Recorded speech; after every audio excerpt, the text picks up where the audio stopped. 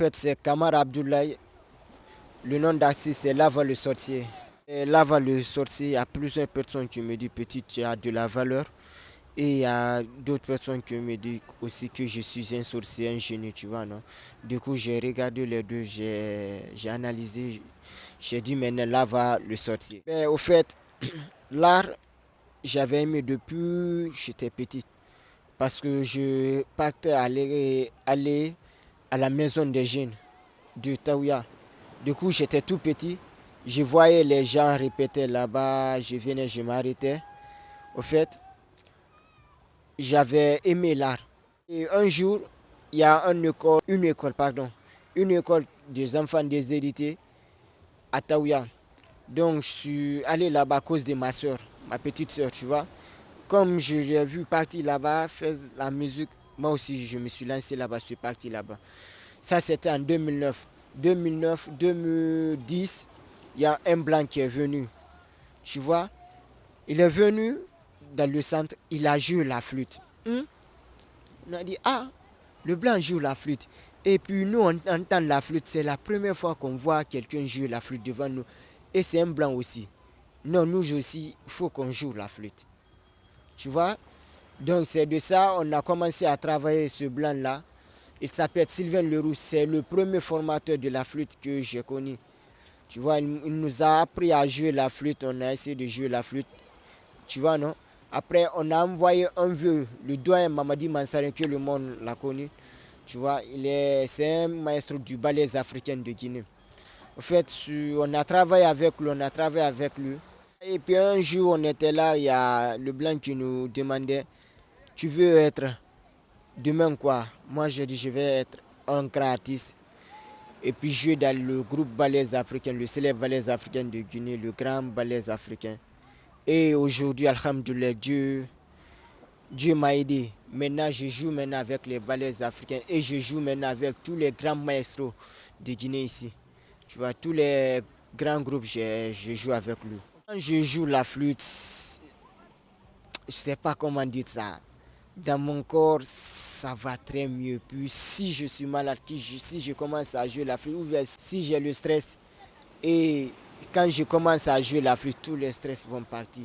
Si je suis en colère, si je commence à jouer la flûte, toute ma colère va partir. La flûte n'est pas la famille. Genre, c'est ma passion de jouer la flûte. Parce que je jouais bien au djembé, bien même. Mais du coup, je suis tombé amoureuse de la flûte. Maintenant, je suis devenu flûtiste. Je joue du djembé, mais pas comme ça que la flûte. On m'a dit c'est le destin parce qu'il y a tous mes oncles qui jouent le djembé, le balafon, beaucoup des instruments.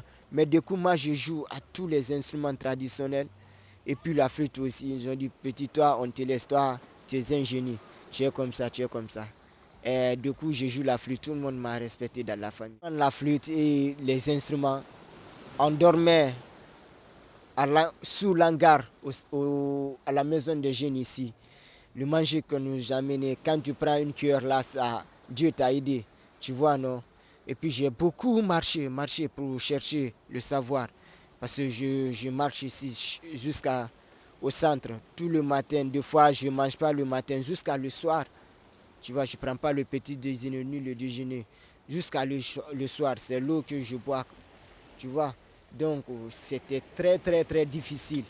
Mais aujourd'hui, alhamdoulilah, ça va, ça commence à aller. Et lorsque j'ai vu le blanc jouer la flûte, j'ai dit, ah, un blanc joue la flûte devant moi, faut que moi aussi je joue la flûte. Là, j'ai décidé ça. Au début, je jouais la flûte, les gens me négligeaient parce que je n'arrive pas à faire sortir la voix de la flûte. Mais j'ai décidé, aujourd'hui les gens me négligent, mais demain, les gens vont essayer de m'appeler. Et aujourd'hui, alhamdoulilah, je l'ai décidé, puis Dieu a fait. L'objectif que j'ai dans ma tête, demain, quand je reçu dans l'art et dans la flûte, je vais ouvrir mon école, l'école de la flûte, et un centre quand même, parce que je suis grandi dans un centre.